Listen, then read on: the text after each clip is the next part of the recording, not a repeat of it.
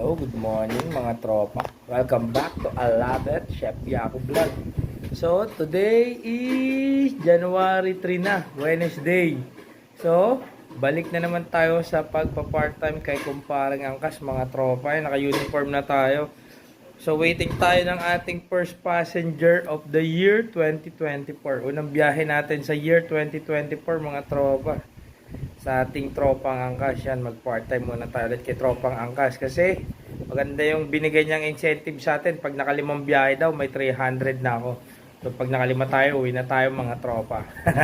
Paminsan-minsan nabibigyan din tayo ng magandang incentive ni angkas mga tropa. Yan.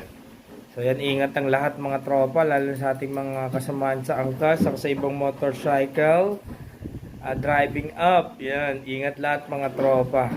Happy New Year, everyone. Yan. 2024, Year of the Dragon.